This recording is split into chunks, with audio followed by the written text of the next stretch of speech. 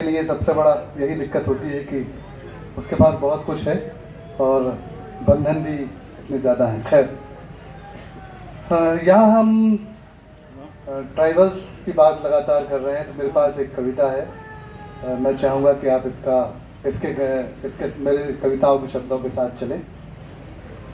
शीर्षक है आदिवासी।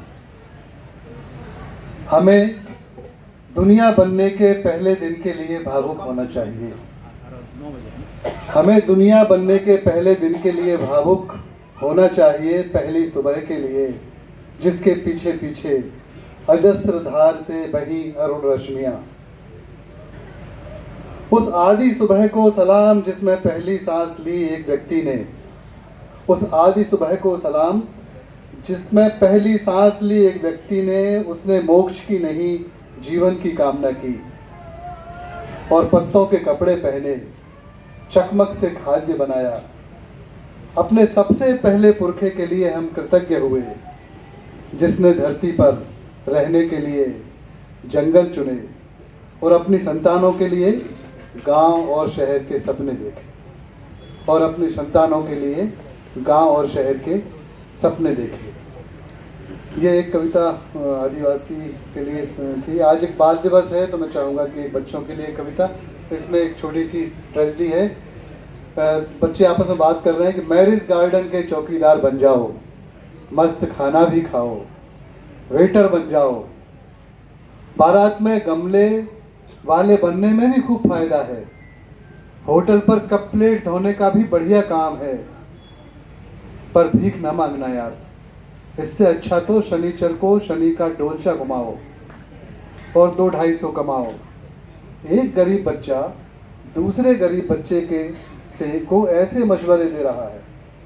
एक गरीब बच्चा दूसरे गरीब बच्चे को ऐसे मशवरे दे रहा है, किसी को नहीं दिखाई दे रहा है ये।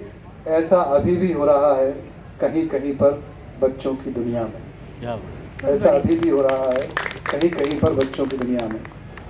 अगली कविता का शीर्षक है एम्बुलेंस। आपने देखा होगा, एम्बुलेंस जब गुजरती है तो हम लोग ध्यान नहीं दे पाते, लेकिन मैंने थोड़ा सा ध्यान दिया और अलग तरह से है। कृपया साथ रहिएगा। हट जा ना उम्मीदी रास्ते से हट जा, होपलेसनेस। हट जा ना उम्मीदी रास्ते से हट जा, मौत को मार डालने के लिए घायल हुई जिंदगी जा रही है। क्या बात। हट जा ना उम्मीदी रास्ते से हट जा, मौत को मार डालने के लिए घायल हुई जिंदगी जा रही है। उसके पास वक्त की कमी है, तेज तेज जाना पड़ रहा है उसे किसी के हिस्से का वक्त बचाने के लिए। भूल जाओ अभी कुछ सोचना, भूल जाओ अभी कुछ सोचना और कुछ बोलना। सुनो ये सायरन की आवाज़ और बस दुआ करो। एक ज़रूरी, बहुत ज़रूरी आशा घोष करती हुई एम्बुलेंस जा रही है। बहुत बढ़िया, एम्बुलेंस जा रही है। आगे बढ़ते हैं जल्दी से। कविता का नाम है माँ का मोबाइल। हम सब अधिकांश वृद्ध माँ के साथ रहते हैं और आप समझ सकते हैं इसमें इसकी कैफियत क्या है कि आज इंतज़ार ही रहा पर नहीं आया माँ का फ़ोन। ज़रूर चार्ज नहीं हो पाया होगा। सुबह से सभी बच्चों से बात करते करते हो गया होगा डिस्चार्ज। माँ आखिर सीख ही गई फ़ोन संभालना। चश्मे में से देखकर जब वह खोजती है बेटी का नंबर, अद्भुत दृश्य होता है। जैसे मिलने ही वाला हो उनको राहत का खजाना। कहीं जाते समय अब दवाई के बैग के साथ साथ मोबाइल और चार्जर रखना नहीं भूलती वह। दूर बैठे बच्चों को फोन नहीं लग पाना यानी अधूरी रह जाना है उसके लिए दिनचर्या माँ के लिए। सबको साथ देखने की तलब कुछ तो कम हो जाती है जी भर के बतिया लेने से।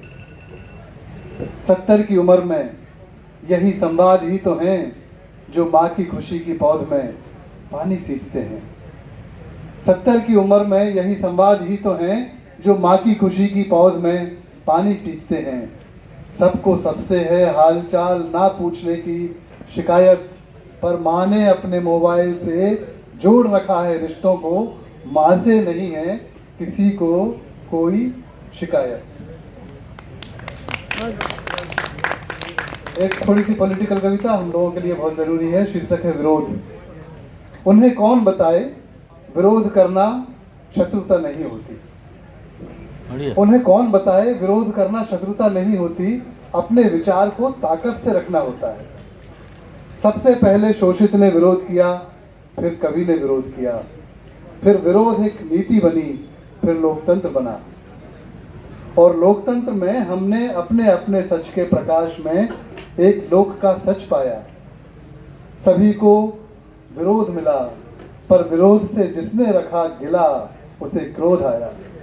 क्रोध से क्रोध मिला तो युद्ध हुआ। इस तरह वातावरण अशुद्ध हुआ।